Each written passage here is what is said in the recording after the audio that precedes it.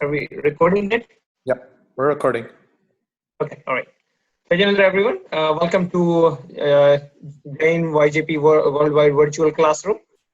This is session 11 of the Stress Management Workshop from Jain Perspective. We have had 10 sessions so far. We have covered definition of stress from Jain perspective, as well as causes of stress we have seen. So we are currently into the part where we are covering the causes of stress.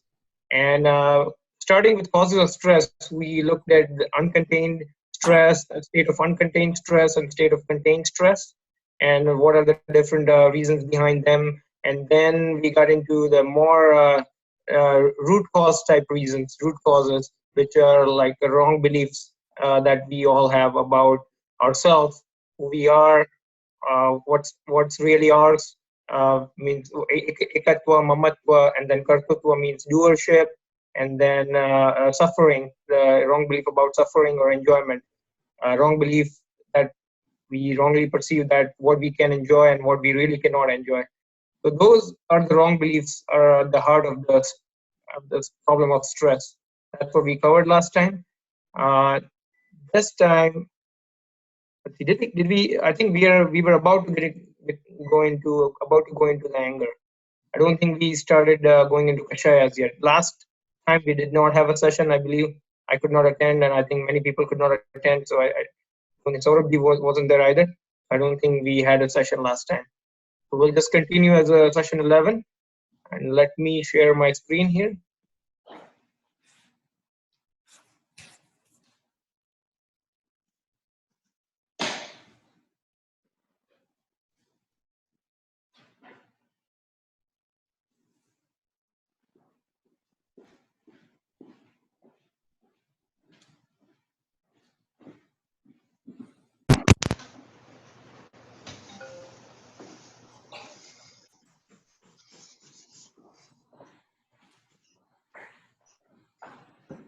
Okay, so this is the chart we were at last time. So we, up until now, we have covered this first four: belief of astitva, belief of mamatva, belief of kartutva, and belief of bhoktutva. Is at the root of this problem of stress. And then, as so long we have this root, the kashayas, anger, ego, deceit, and greed, and other pseudo passions or all no kashayas that we covered earlier, like shok, rati, arati, bhai, jugupsa, and all those, they also arise. And all of these are stress. So what, if you want to classify your causes of stress, your wrong belief part is considered your mittatva, which is your primary root cause. Then the secondary root cause, you can call it kashaya. These rag, dvesh, man, krodh, maya, all these are secondary root cause. And the auxiliary cause is those passions. Let me see if I can take the list out and show you what those no kashayas are.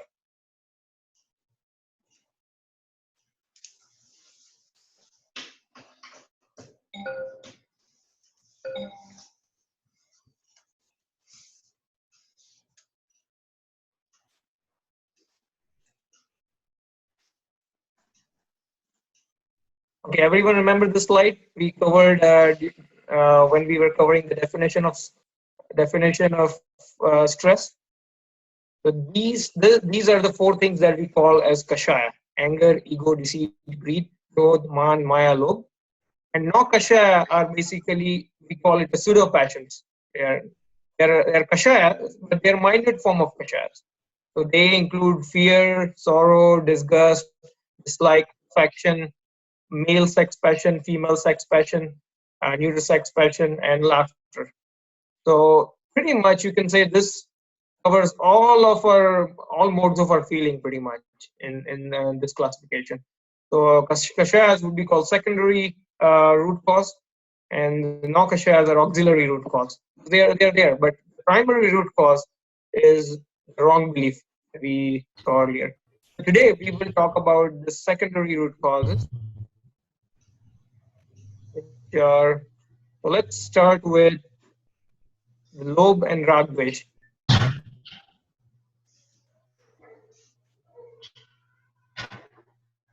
Let's see who else have joined. Anyone else joined in the last call? Okay, right. So we will get into this. Ankita and Samkit, sir.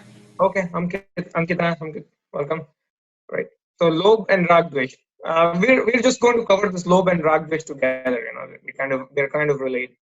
Mithya darshan, wrong notions about what is and what is not beneficial to us, leads Jeev to experience the stress of Ragdvesh and Lob.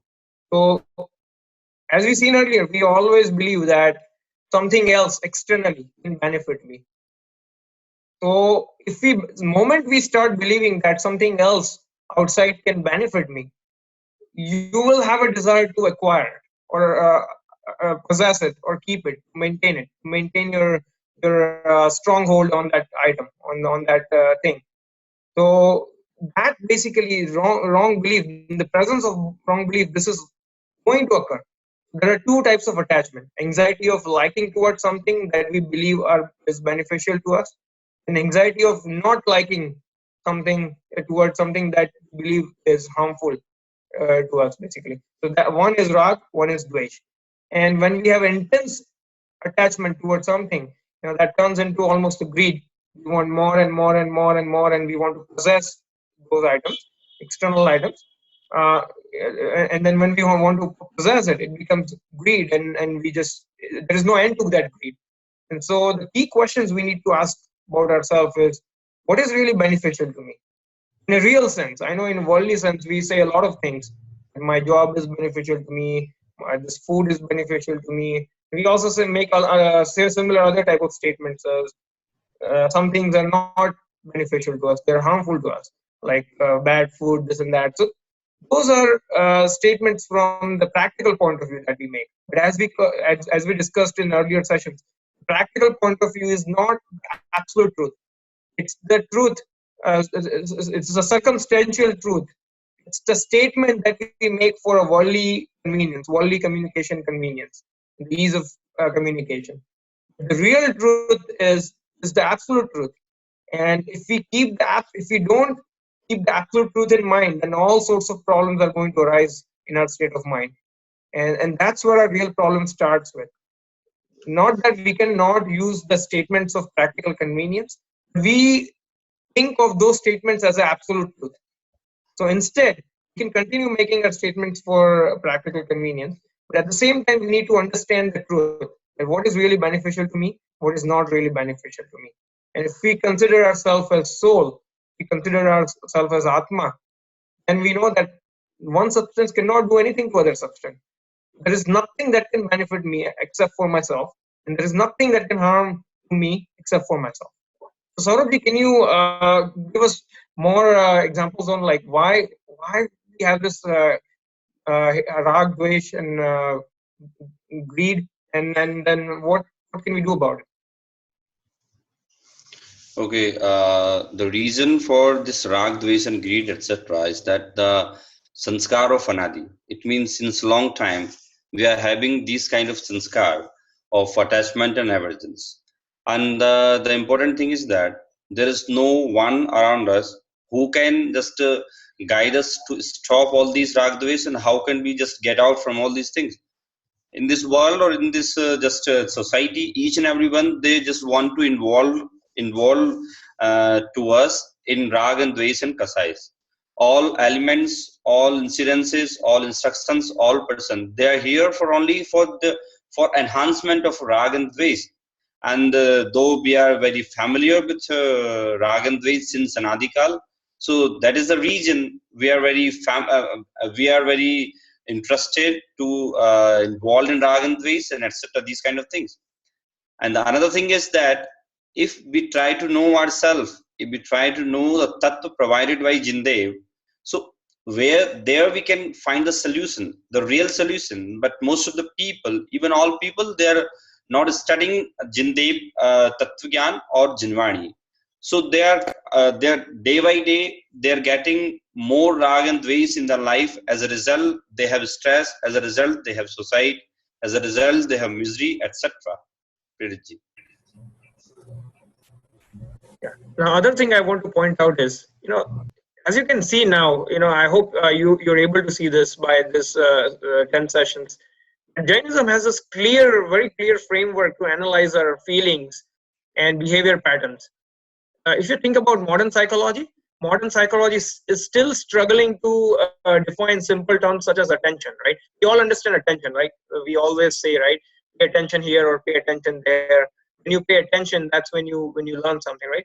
Modern science is still psychology is having a difficult time, and they're struggling to define simple terms as attention. Everyone experiences that. Everyone knows what attention is, but they cannot clearly define it in their medical terms. It's just a very loosely defined terms for them. And as you can see in Jainism, it's very, very clear framework that you have that you're provided with to analyze the behavioral patterns and the types of feelings and the consequences that they bring, and how to basically change the mode of feelings from one mode to other mode. It's such a detailed framework to basically understand the human and living being psychology here. Any questions on Rag Dvesh aversion? We have Okay. Rag Dvesh. Anyone have a question? Yeah. Ketanji, why science or doctors, they are unable to define stress? Even science is so developed right now, but they are just unable to define. It's so small thing.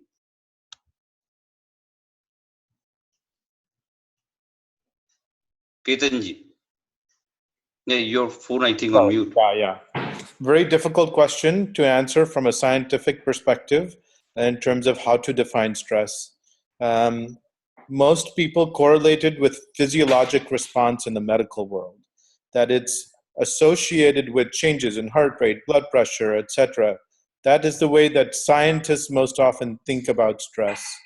But the connection to the understanding of the soul and the realization that it's against the natural characteristics of the soul, I think, as Parith has pointed out, is a novel concept that I'm not sure the scientific world has really given much credence to. Okay. It means science doesn't believe about stress. Science doesn't feel stress. Doctors doesn't feel stress in their patient. Oh, I think they most definitely feel stress. I don't think that it's because we don't believe that stress exists. It's hard to define because it seems untangible without the understanding of the connection to the natural behavior and natural characteristics of the soul. Okay. About a couple of sessions ago, we looked at actually reference about a scientist who defined this word, who started this word stress. And according to the scientist, in his later years of his life, when some journalist asked him that what stress is, or can you define it? What he said in one line is that everyone knows what stress is, but no one really knows. That's his answer was. So everyone experiences it. No one really knows what that is. No, the main thing, what I just feel, the main thing is that this world doesn't accept the existence of soul. Scientists, they don't believe about the existence of soul, and the stress, we can see, you can find stress in soul. Stress in soul, it means your parinam will be full of rag and dvesh. Definitely your blood pressure, your heart beating, your heart pulse rate, this will be abnormal. So if we talk about the Jain perspective, we can say that the parinam of rag and dvesh, these we can say the kind of stress. But though science doesn't believe about the existence of soul, so as a result, science is unable to define the stress. It defines that your pulse rate is too high, your blood pressure, your brain is not working properly. So science can say only this. Yeah. So according to Jainism, that whatever science is defining as stress, physiological response, is rather a consequence of stress, not really stress itself. Because we see that when we are in fear, that's when we see our blood pressure going up. So fear occurs first, which is stress. But the blood pressure itself is not stress. It's a consequence of that fear that was generated within us. So But yeah, when science we are is happy, responding. but Preetji, when we are happy, our blood pressure is also not normal. Also not normal, correct. Yeah. So that's over there, they're limiting their definition to just few different type of feelings, right? And the Jain definition is quite wide, covers a variety of different modes of feelings. But the modern definition just covers the anxiety, extreme anxiety that most people experience. They think that they dislike about it. Okay, so by the definition of stress, we can know the limitations of science and the we can say the detailed study of gender religion and vastness of gender religion and the limitations of science. Yeah, definitely so, Saurabh. Yeah, there are limitations. There are a few things that simply they cannot explain. And what I read in that article is that scientists performed so many experiments on any animal for so many years to study stress. And even after performing so many animal experiments, you could not really define stress. You know, You could see the consequences of it. You could find out that stress led them to a certain type of diseases. You could find out them. He could not really define it. Mm-hmm. It means it is the matter of just wonder. We can say that science, in spite of so developed science in this world right now, medical science, but they are unable to define stress. But Jain is very easy. We can say that rag and dvesh bhav, kasaya bhav is, we can say, stress. Yeah. What they're missing is a fundamental framework, conceptual framework to basically define these type of things. So in order for it to really exist in the scientific world, there has to be a scientific proof of the soul. I think that's where it would have to start from a scientific perspective. Yeah. And I would like to show you guys this book called Life Before Life. It's written by Dr. Jim Tucker. Remember we talked about the scientist who made that documentary. He's at University of Virginia at Charlottesville, department head of psychiatry department over there. And he basically does a research on reincarnation, rebirth cases. And this book he has written about after 40 years of research and the data. And what he writes in that is, this area that they're operating in is they don't control all the factors like they can control in laboratory. So it's more like a field work. And in the field work, just like a lot of medicines, they're not necessarily proven to work, but there are evidences that they will work. So that's how the science accepts it. He says similar things, that proof is not possible in scientific terminology. The proof is not possible because they cannot control every factor. But yes, they can give evidences, and that's what they give. And evidences are a reasonable method to prove our point, as science goes ahead and does clinical trials of medicine, which are nothing more than evidence. It's not a proof. He mentions in this book. So evidence is also a reasonable method, and evidence is available for soul. And if you are interested in evidence, you can read this book. You all have seen the documentary, but I highly recommend that you read this book. And what he concludes, he basically describes all the research and the methods that they used in last 40 years. And at the end of that, what he goes is that he tries to cover all the other explanations for this type of phenomena, like people making skepticism that the parent may have made it up, or child may have got the information from some other sources and now he's talking about it. So he is basically one by one going and refuting all those phenomena, why it could not be the case, finally coming to the conclusion that rebirth and reincarnation and the vehicle, internal existence of a vehicle such as consciousness to carry your emotions and knowledge from one birth to another birth is the only most likely explanation for this phenomena. So very interesting book to read. If you're interested, you can find this on Amazon. Okay, so evidence is available. All are in class. Those who is in class who believes in reincarnation and who is not. One by one, we can get answer. I believe in reincarnation. Okay, how? What is the base of your belief that you believe in reincarnation? The basis of the belief is the understanding that in order for there to be even this scientific thought process that people have knowledge of previous existence, that knowledge had to be opened in some channel, some way. That knowledge is what is transferred from one life to the next, or Gnan. Gnan which is the major characteristic of the soul, that is the embodiment of the soul, is how I believe, from almost a scientific and rigorous perspective, that that reincarnation is real. Okay, Prayatji, what is your belief basis?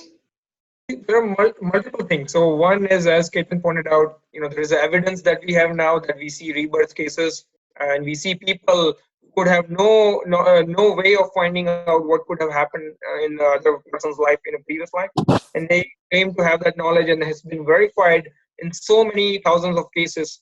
That's one thing. Other thing is, these type of research is available nowadays, but Jain methods of validation or understanding are far different from it. We Jains believe in experimentation of soul directly. So we first try to understand it through logic and observation. And then once we are convinced, then we are given in Jainism a concrete path to experience soul and the different modes of different feelings of soul. So when we experience anger and ego and deceit, greed, what type of anxiety we experience, that is also characterized. And then when we experience the true characteristics, natural characteristics of our soul, what type of happiness or pleasure or peace we experience, that is also given to us in Jainism. And there is a method given to us, which is called Samyak Darshan. And when we perform that experiment, you can experience it right away within you. So then when you perform your experiment by yourself, you don't need any external evidence. It's an experience that you go through. Okay. So that's another method. Can I comment on that, Prath? Sure. You said two things. One is, of course, the evidence is, you pointed to the book, but someone who's an outsider might accuse you of saying you're supporting science that's supporting your own point of view and your own beliefs, and you're trying to fit those into your beliefs. So rather than those things, I would point to the second part that you said, is the Jain method of validation, because that's what's really the empirical basis. Yes, and that's the most important basis. The reason I'm pointing out is, if science is not like a one discipline, just like Jainism is one unified position. It has one unified opinion about the phenomena. There are many scientists out there who do many different type of research, and they don't all necessarily agree with each other. So all I'm pointing out is, like, the reality is not really labeled by science or labeled by Jainism. Reality is reality regardless whether you characterize it in science or in Jainism. So all I'm trying to do is trying to put all of the point of views out there.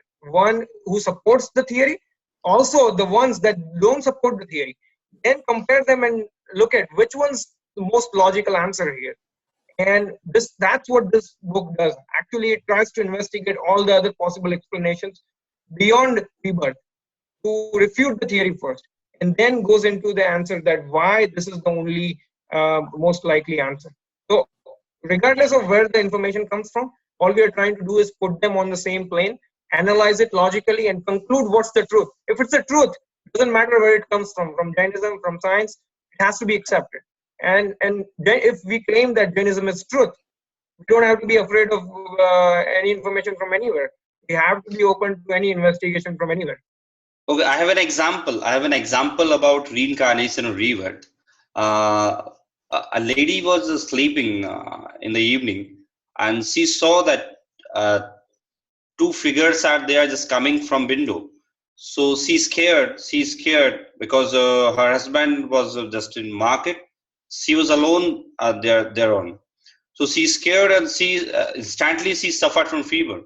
After some time, her husband came at home, and she told that two figures just came from the window, and I was scared, and I have searched all where, but I have found nothing. Then her husband, okay, it may be your delusion, nothing else. Please cool down. And after 9 months, that lady just gave birth to baby. And then she realized that the two figures which just came from window, that were nothing but these two baby. So they just came to get birth. It means that was the initial stage of just we can say pregnancy. So two baby just came after 9 months. Then that lady and that husband of the lady realized that two figures were nothing, and it was not delusion but two child. And two child, none but me and Gauravji. Oh, wow. My mother told me this story that that time I was scared, and two figures they asked outside the window, just you just call your father name. We want to go their home, and you. When I ask her, my mother, she clearly tells me, Saurabh, it is right now. It is very clear in my eyes that two figures they are coming from window, and I was scared that time. I searched everywhere but found nothing. But after 9 months, when you just came both, then I realized, okay, both were nothing but these two sons, two kids were there on.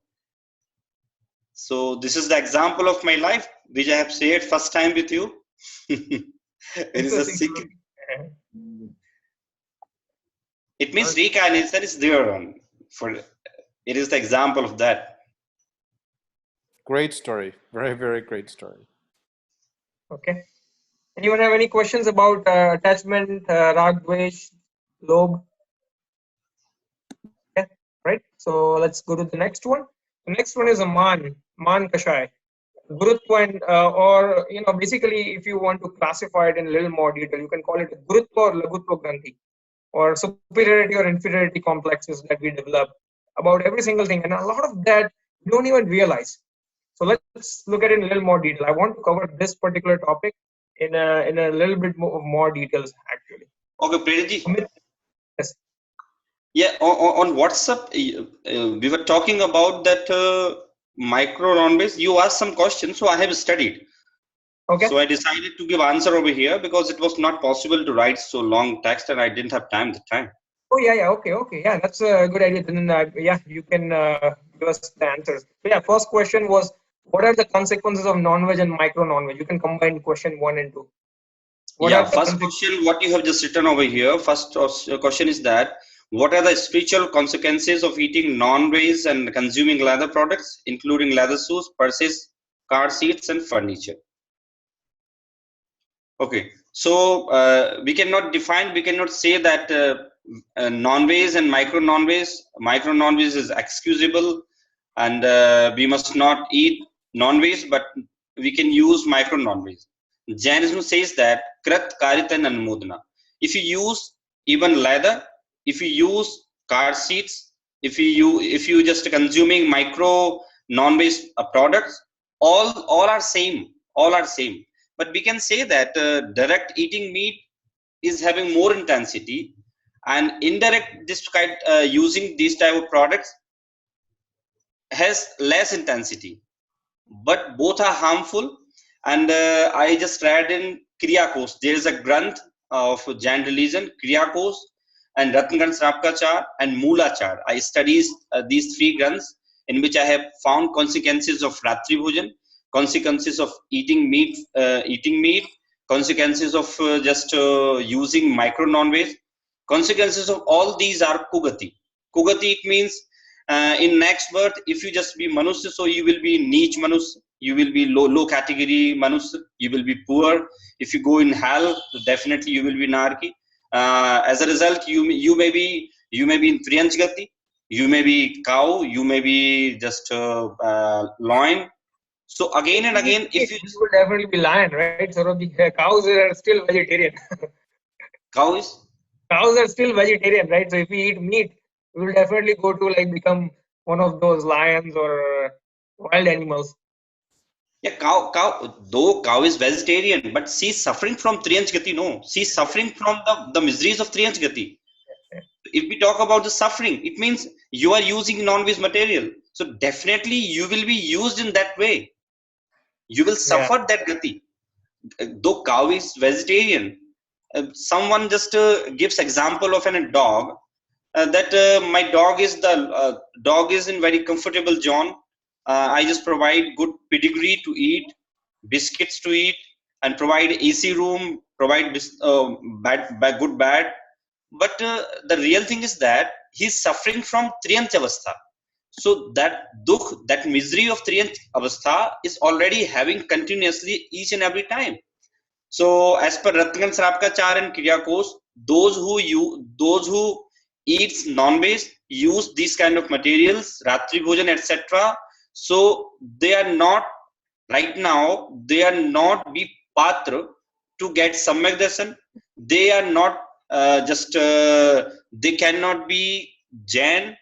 They cannot go moksha, or they cannot understand the real principles of Jainism. So these I have just read in Ratnan Srapkachar. Next question. Next question was that over here. What are the spiritual consequences of micro non-veg, including eating at a non-veg restaurant and eating good beyond its allowable time limits? Okay, so this is very I think frequently asked question, that what are the consequences of eating in non-veg restaurant. So I want to get answer from your side. Nisit, do you know the answer of this? No, What are the Saurabhji, I don't. No, Saurabhji, I don't, but I'd be very interested to know because this is a very common occurrence. It's really difficult to get away from something like that. Okay, Ketanji, do you know the answer? I don't know if I know the answer directly, but I would imagine that the consequences of eating at a non-veg restaurant, even if you're eating vegetarian food, is not much different than eating non-veg in terms of the consequences that you just explained, because that is still happening, whether it's in micro content or macro content of how much non-veg you're eating. It's still that you're eating it. And so the consequences of that spiritually, I would think, are the same. Yeah. There is my student in Indore who's studying in hotel management. So during discussion about the food of hotels, he disclosed so secrets of hotels. He told me that those hotels which just claim that we are having separate menu, we are having separate kitchen of veg and non-veg, but they are having one kitchen. They are using same utensils in non-veg, in veg. So he clearly instructed me that, sir, please don't try to eat in that hotel which is using veg and non-veg, because there is no difference. They are using same utensils, they are using same spices, one or two, but one cook who is cooking veg and he is cooking non-veg. It means there is no difference if you use non-veg restaurant as per Jain religion or as per principle. If you are eating in non-veg restaurant, though you are eating vegetarian food, but it would be called non-vegetarian. There will be no difference in that. Third question is that what are the spiritual consequences of Ratri Bhojan, night eating? What type of things are not prohibited to be consumed at night by Stravaks or householders? I read in Kyriakos, page number 240. Yeah, in 240 to 248. So there is a description about Ratri Bhojan. There was a story that a Seth who just used to eat Ratri Bhojan. As a result, he just after that he went in Narak, then Triyanj, then Narak, then Triyanj. If we talk about our reality, so real thing is that Ratri Bhojan beyond limit is not good. But if we are having the problem that I just come late from office, so you can fix limit 8 o'clock, 7 o'clock. Then you can reduce that. If you are unable to just completely just give up Ratri Bhojan, so you can set limit. After 8 o'clock, I won't eat anything. After 7 o'clock, I won't eat anything. But you will have to put limit. Then you can reduce 6 o'clock, then you can 5 o'clock. It means in day meal eating. So consequences of Ratri Bhojan, as per Ratnagan Srapkachar is that if you eat at night, it would be as similar as non-veg. Surabji, can I ask you some questions about that? I'm not sure I understand that whole concept. If the if the issue really is that inadvertently we're eating microorganisms at night because we cannot visualize it when it's night, then it doesn't quite make sense to me that it should make a difference whether that nightfall occurs at 7 o'clock, 8 o'clock, 6 o'clock, depending on where you are. I would think that that issue is more applicable to the time period when those religious books were written. That in this day and age, with modern lighting, etc., that would not quite be as important as it was back then. Please tell me what my fallacy and thought process is with that. Okay. The real thing is that it means there are many students in Indore, they ask this question that, sir, that was the time when there was no electricity. So in our granthas, it has been just mentioned that Ratri Bhojan, it means meeting eat. Both are similar. But the thing is that if we eat at night, so you know that in daytime, meal is fresh. Okay. But at daytime, उसमें जो जीव पैदा होते हैं ना वो पैदा होना चालू हो जाते हैं जो जीव पैदा होते हैं वो पैदा होना चालू हो जाते हैं second thing is that in light your eyes is not so your eyes are not so sharp that can see that jeev in light for example किसी सब्जी में मच्छर गिर गया आपको रात को उतना दिखाई नहीं देगा third thing is that कितनी भी लाइट जले उसमें जीव तो पैदा होते ही होते हैं you can explain. So Ketan, here's the thing. I'll give you a real example, okay, that I experienced. A few years back, we went into one of the state park for camping, and so what we had taken our food with us over there, and we were sitting by like close to the river, not river but the lake, I would say, and we were eating food. We were having a dinner. It was still a daytime. What happened was, suddenly, we were like about 20-25 people. So dinner really went for like a long time. And while we continued to eat, the light started gradually going down. So, and then we were about to have a sunset. But even though we did not have a full sunset yet, suddenly the whole crowd of mosquitoes came and suddenly jumped into our food actually. They all fell into our food and none of us could really put anything into mouth from that point of view. Now, you may argue that in my home I don't see any microorganisms here, but the fact of the matter is, in sunlight there are a lot of living microorganisms that don't multiply and they don't grow as fast. But as soon as sun falls, the number of microorganisms in any particular food, in environment around in general, most of them we cannot even see. How many microorganisms can we really see?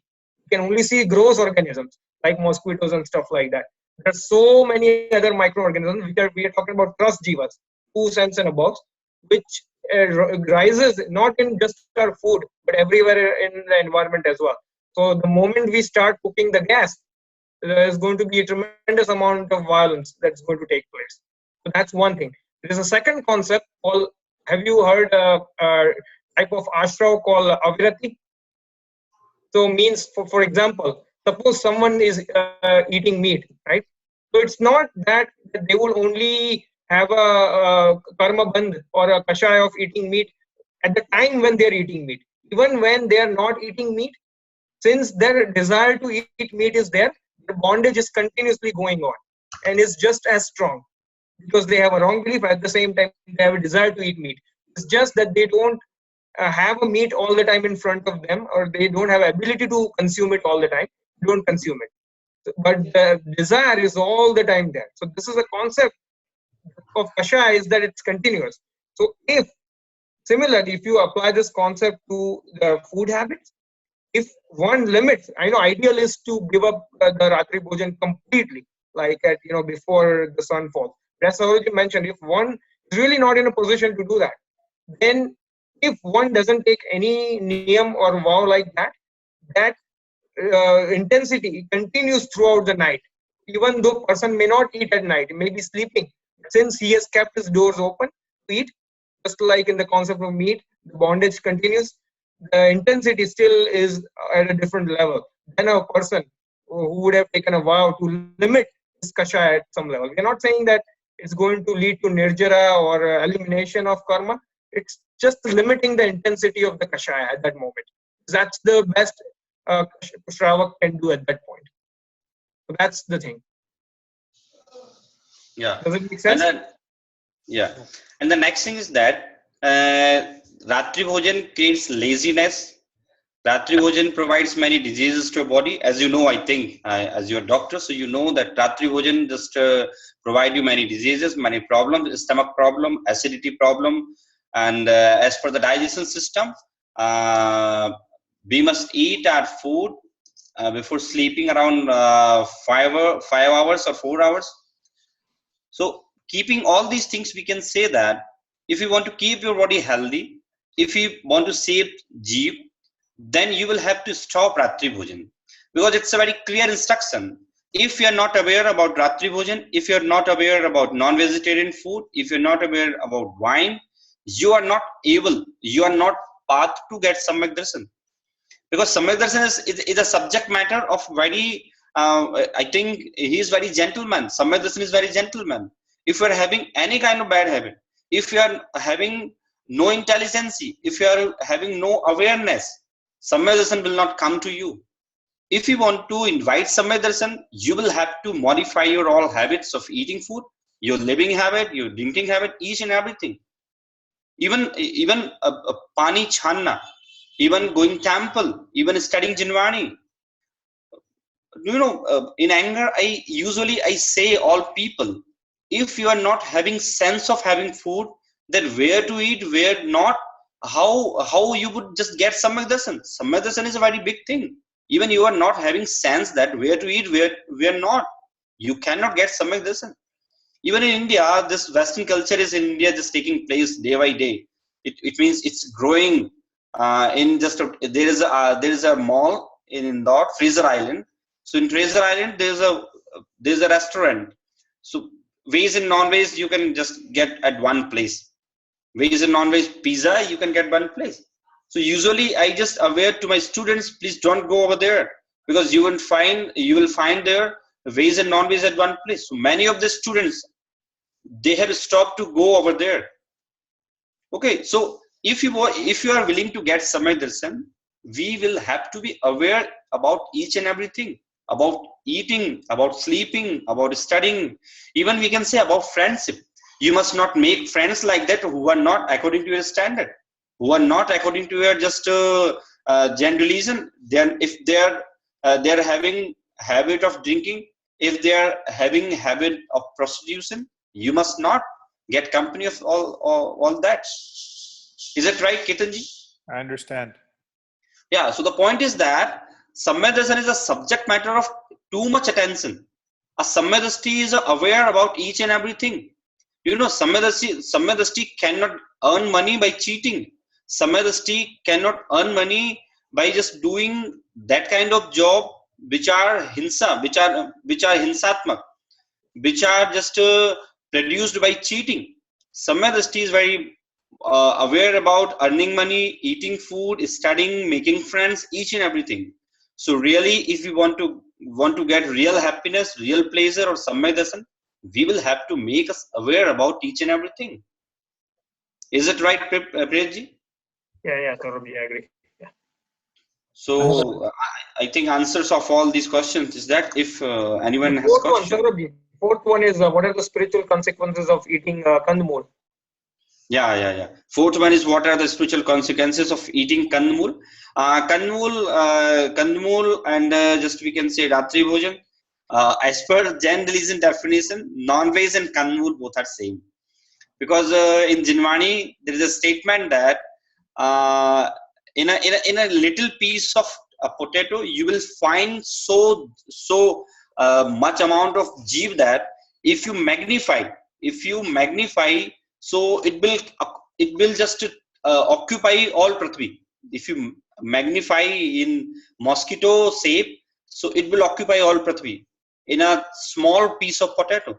So consequences of these, what are the consequences of Ratri Bhojan? What are the consequences of eating meat? But we can say that intensity in eating meat is much, but intensity in eating this kandmul is less than eating meat. So one must not think that if both are same, so I must start to eat meat.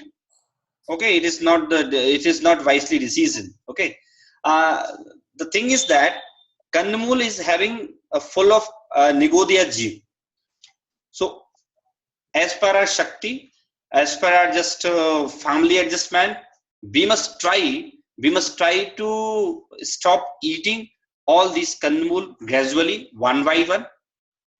Then you will find changes in your thoughts, then you will find changes in your life. So as I have just already told you that a Samyadasti, a Jnani Jeev, a person who is just interested to get Samyadarshan, he is very much of aware about each and everything, even eating food, even talking, even studying, even doing. So spiritual consequences of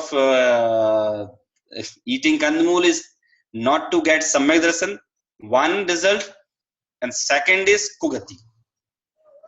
So Saurabh, can we, for all of these, can we say that if we consume non-veg, if we do Ratri Bhojan, if we consume Kandamul and all those things, then it will lead us to have Kugati, means Narak or Tiryanti Gati.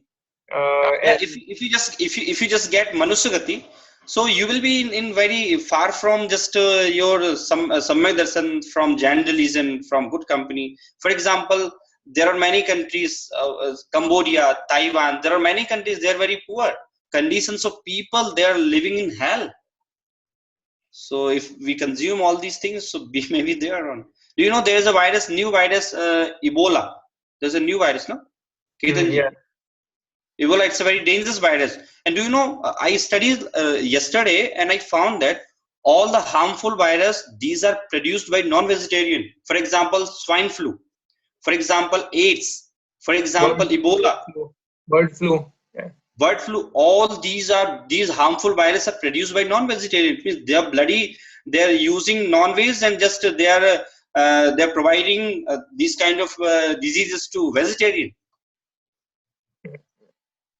I have a question, Saurabhji. I have a question. Yeah, please. So there are certain restaurants in US called vegan restaurants where everything is vegan. They don't even use milk. Mm-hmm. The problem is they will write non-vegetarian names in their menu. So vegan chicken, it's made up of soy, but it's called vegan chicken. Right. So I mean, I don't go there, but this is a question I've been asked a few times that I mean they don't use any non-veg or even milk. Then why don't you go there? And so what do you think of that? Someone also asked me this question. Even in Singapore, there is a restaurant. So you will find vegetarian food, but in shape of non-veg. Yeah. Someone, I think, in my Singapore class, that person asked me question. Saurabhji, here the Dubai or Singapore, one maybe. So in Dubai or Singapore, there are many hotels, vegetarian hotels, but they are providing food in shape of non-veg. Do you know, if someone consume that food, paap of non-vegetarian definitely will take place. Because krat, karit and anumodana, that will be called krat. And second thing is that जब आप उसे खाते हैं ना तो आपको विचार वैसे ही आता है जैसे किसी ने दिया कि भाई हरियाली कबाब, you know the meaning of kebab. जब आप खाएंगे ना, और वो लोग क्या करते हैं, उसको बनाते भी ऐसा है कि आप उसको ऐसे खाएं, तो वो फीलिंग देखने वाले को और हमें वैसी आती है, तो वो पाप बराबर लगेगा उसमें ना. अनुमोदना का भी पाप लगता है ना, अनुमोदना का पाप लगेगा ना, सपोर्टिंग दैट कॉन्सेप्ट. क्या अब देखिए, आप लोग जो विदेशों का क्वेश्चन पूछ रहे हैं कि भाई यूएस में, सिंगापुर में, दुबई में, यहाँ, तो देखिए वैसे ऐसे देखा जाए तो these all are countries called the countries of Malech. Malech से समझिए ना, Malech it means they are not having any society, they're not having any eating standard, they're not having any family, so it is called Malech society. उनके पास कोई धर्म का concept नहीं, उनके पास कोई खाने का कंसेप्ट नहीं, उनके पास कोई फैमिली का कंसेप्ट नहीं, है ना. तो अब हम ऐसे देश में रह रहे हैं तो these problems are very normal. These problems are very normal. In India, we cannot find these kind of problems. Fortunately, we are free from all these. तो केतन जी those person who are living there on, so they will face definitely these kind of problems. Yes. In India, my problem is that if I just go any hotel, so if they use potato, I won't like to eat over there. Problem is there, it means problem in US is different. If some hotel they're using non-veg, you won't eat over there. So it means results of living there on, you will have to accept. So Saurabh, I wanted to mention one more thing. So we oftentimes in life we talk about planning, right? So we talk about our retirement planning, we talk about our career planning, talk about family planning, and all those things, right?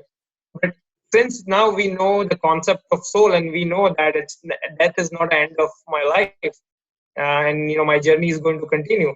There has to be a concept of spiritual planning, right? And if we don't follow these guidelines that are given to us that we are just learning, then we would definitely ruin our for the future life, and we are not really planning spiritually either, right?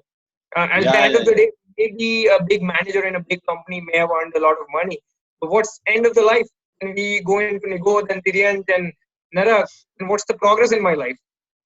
yeah. Do you know the name of Tata, Ratan Tata? I think you all have heard the name of Ratan Tata. He is billionaire, millionaire. It means we can say he is king of India. Okay, so but right now after getting retirement, what he's doing, he's playing polo. He's passing his time in laughing, joining club. What he's doing after earning so much of money and after committing so sinful life in during business life, he just passing his time. He's waiting for death. I think he's around 70 years old. Now he's waiting for that death, that a day will come and death will just make me free from this life. He's not having any aim, but I think we are very fortunate, Preritji, Ketanji, Pritesh, we are very fortunate that we have got opportunity to learn these principles of Jainism, and we can fix our goal after getting retirement, what we have to do. And my advice is that all of you must made this plan that after getting retirement, you all are coming India. We will live at one place, and we will do swadhyay, puja, these kind of all things. Saurabh, I have a question. A lot of people also say that these are the things that you should do in your old age, not when you are young. So spiritual planning has to be done in only old age. There are a lot of people who say that. So what would you say to that? But can you just can you say with confidence that our old days will come? Who is here who can say that my old days will come? I will live 60 years, 70 years. It might be that I would not be able to attend next class. It might be, no. Yeah. And there's a hot example. 1st of July, a girl married with a boy of 30 years old. He was an engineer in Pune. The girl was very happy that I have got good husband, and definitely that guy was nice and that girl also nice. Both family, they were happy that my daughter has just got good right person. But what happened after marriage of only 7 days, that person is no more due to heart attack, suddenly heart attack. A 30-year-old. Yeah, 30 years old, got married on 1st of July, and now she's widow. So we cannot say that we would live forever. We cannot say that we would live 30 years, 40 years. We cannot claim that I will see the next Saturday. We cannot claim. The other problem also, Saurabhji, that if you're not interested in doing it today, there is a good chance you're not going to be interested in doing it a few years later. This is also right. When indriyas are not working, when eyes are not able to see properly, when you can't hear, when you can't walk properly, and if you're not interested today, it's never going to be interested. That interest is never going to be developed in that difficult times. Yeah. That's a correct point. Pritesh ji just given good statement about that. If you're not interested today, you would not be interested tomorrow, and we have not seen tomorrow. So I think this is proper time, Pritesh ji. This is proper time to study because we are young. We are having our indriyas in proper working mode. we are having mind, we are having all Anukulta. So I think this is proper time to study. But those who say that this is the work of old days, they are bichare. They don't know about the real source of pleasure from Jainism. Thank you, Saurabh, for covering such an important topic. Yeah, and I think time is up. We're here at 11 o'clock. We will just stop here, and we will continue into Man Kashai next time. So, anyone has any questions or anything that was covered? Okay, Nishit, you had question about non-vegetarian. So is it clear or Yeah, more clear? Why? Yeah, that makes sense. Yeah, and But other thing I want to. I have another follow-up, actually. So, we want to reduce these things, micro non-veg, ratri bhojan, stuff like that one by one. But if I were to pick something like, for instance, in like a practical example in my life right now is, okay, should I avoid ratri bhojan or food that is 2-3 days old? So if I cook food over the weekend, and then when I come back from work, I can eat it right away, and that'll be in the daytime. Versus coming from work and then cooking. By the time I eat, that'll be ratri bhojan. So, in I'm committing. It's not an ideal situation either way. So, which one is a better situation? Okay, and my point is that over here, हमें धीरे धीरे हमारी जो आदतें हैं धीरे धीरे हमें सब छोड़ने की कोशिश करना चाहिए. Because I usually use this statement: if you're not ready to stop your bad habits right now, doctor will instruct you, doctor will force you to stop all these kind of things. Saurabh, I have one question for Nishit. Nishit, suppose, say, if doctor were to come and tell you that you cannot do one of these, both of these things for some medical reason. There was some genuine medical reason, and if you were to do it, you are going to damage your body so much. What would you do? Would you make it happen anyhow by changing your lifestyle? Anyhow, you would do whatever, right? Would you not do it? Yeah, probably. Yes. Most of the things that Jainism is telling us to do, if medical reason tells us, I think we would do it right away. But we don't realize is that the reason why we got into that medical condition in the first place, or we could get into that medical condition in the first place, is not following these practices according to our karma theory. That if we continue with this all these abaksh, then we are going to lead to a bondage that will give us the very inferior and very unhealthy life in coming times. हाँ, देखिए मैं एक example दे रहा हूँ प्रेरित जी. अभी क्या हमारी कॉन्फ्रेंस होती है कंपनी की, हर साल कंपनी की कॉन्फ्रेंस होती है. तो गौरव जी को कॉन्फ्रेंस में जाना था. कॉन्फ्रेंस अहमदाबाद में थी, 5 स्टार होटल में थी. तो अब प्रॉब्लम ये थी कि हम उस होटल में नॉनवेज ही बनता था. हम वहां का खाना तो खाते नहीं. पानी पीने की बात थी, हम बिस्लरी पी लेते. तो हमने ऐसा डिसाइड किया कि हम 4 डेज की कॉन्फ्रेंस थी वो, उसमें जाना जरूरी था. 4 डेज की कॉन्फ्रेंस में हम अपना खाना बना के ले गए. हम दूध की पुड़ी ले गए. 2-3 दिन दूध की पुड़ी चली. एक दिन हमने फ्रूट से और मिल्क से काम चलाया. ड्राई फ्रूट्स भी ले गए थे. 4 डेज हो गए. Then suddenly a person asked, मैं 4 दिन से आपको खाना खाते नहीं देख रहा हूँ, आप कर क्या रहे हैं, समझ में नहीं आ रहा है मुझे. ऐसा पूछा उन्होंने. तो हमने आंसर दिया, गौरव जी ने आराम से आंसर दिया कि नहीं मैं अपना खाना खुद लाया था. तो उसे बहुत आश्चर्य हुआ, ऐसा कैसे हो सकता है कि आपने 4 दिन की कॉन्फ्रेंस अटेंड कर ली और उसके बाद आप अपना खाना खाया और हम कोई फर्क नहीं दिख रहा है. मेरे कहने का मतलब ये है कि अगर हम मैनेज करें तो मैनेज तो सब होता है, if you try to manage that. हमने मैनेज किया ना, हमने कॉन्फ्रेंस भी अटेंड की, 4 दिन की किसी को पता भी नहीं चलने दिया, खाना भी हमने नहीं खाया. And oftentimes we don't give a similar importance that we give to our medical reasons. We don't give it to the spiritual reasons. I think spiritual reasons are okay, kind of, we will do it if it will happen. If someone were to tell us medical reason, I think we will act right away. So that tells us that we are more attached to our body than we should care for our soul. I mean, that's just a simple reason. It's our attachment that's preventing us from making it happen. और छूटता है. देखिए मैं आपको एक example दे रहा हूँ. देखिए प्रेरित जी, आप अभी घर पे आए थे ना, तो क्या होता है, जनरली कोई बाहर का आता है ना तो अलग से उसकी व्यवस्था करनी पड़ती है. लेकिन निश्चित आपके भाई की व्यवस्था बिल्कुल भी नहीं करनी पड़ी. सब जैसा नॉर्मल चल रहा था ना वैसा ही चला. जैसा हम फूड खाते हैं वैसा ही फूड खाया. वही पानी पिया, और प्रेरित जी बीमार भी नहीं हुए। नहीं तो अधिकतर क्या होते हैं, आपके यहाँ से आते हैं बोलते हैं हम तो बिस्लरी पियेंगे, गर्म पानी पियेंगे, हम बीमार ना हो जाएं। लेकिन प्रेरित जी ने बिंदास कहा, सौरभ जी जो आप खाते हैं वही मैं खाऊंगा, जो आप पीते वही पीऊंगा। मैं हैप्पी हूँ। अरे यार, मैंने पहला एनआरआई देखा है ऐसा कि जो बोल रहा है मैं पानी में कोई प्रिकॉशन नहीं लूंगा। हम वो पानी पी रहे थे। मेरे कहने का मतलब हम अपना माइंड जैसा बनाए, अपनी हैबिट जैसी बनाए, वैसा होता है। प्रेरित जी, आई एम राइट? या डेफिनेटली यस। अगर हम अपने स्पिरिचुअल रीजंस को ज्यादा एम्फेसिस करें, सब कुछ मैनेज हो जाएगा। हम इसको प्रायोरिटी नहीं देते, होगा तो करेंगे वरना ठीक है। हाँ, तो ऐसा ऐसा मतलब ये काफी सारे एग्जाम्पल, इवन जब प्रेरित जी आप आए थे तो मुझे लगा कि आप थोड़ा सा भाई कि बीमार ना हो जाऊं, ऐसा ना हो जाऊं, लेकिन आप एकदम नॉर्मल थे। हमारी तत्व चर्चा काफी सारी चली। कहने का मैंने ये रिजल्ट लगाया, व्यक्ति अपना जैसा माइंडसेट बनाता है, जैसे ही अपने आप को सोचता है वैसा हो जाता है।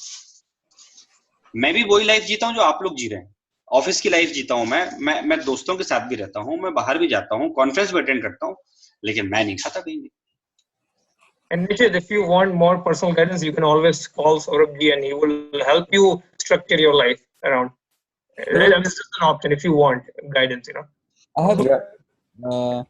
सौरभ जी, आप कभी कोई भी वेजिटेरियन रेस्टोरेंट में जहाँ पे जैन खाना बनता हो वहाँ पे खाते हो आप? हाँ, खाया है, मैंने खाया है। खाता अभी नहीं खाया काफी टाइम से, लेकिन मैंने खाया है। वो मतलब अगर कोई ऑप्शन ना हो तो खाना, बाकी ऐसा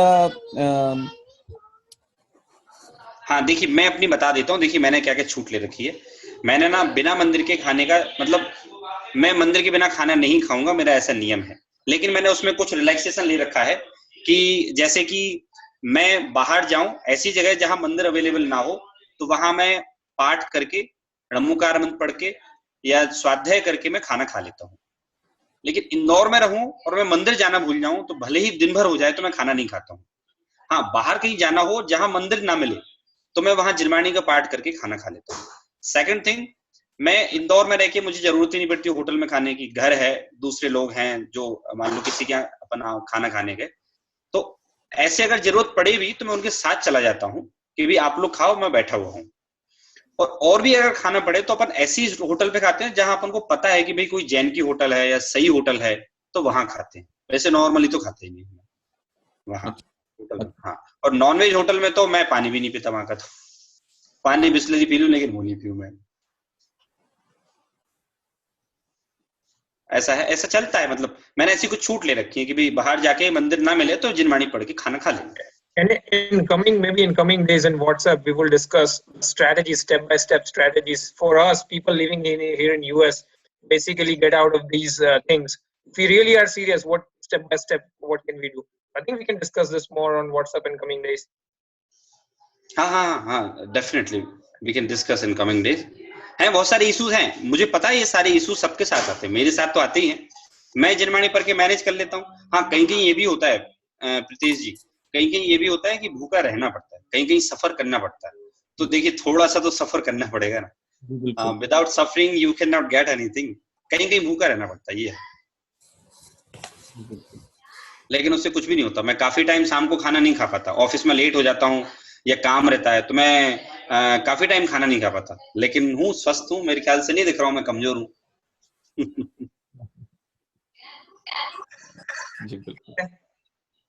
All right, everyone. So thank you so much for joining.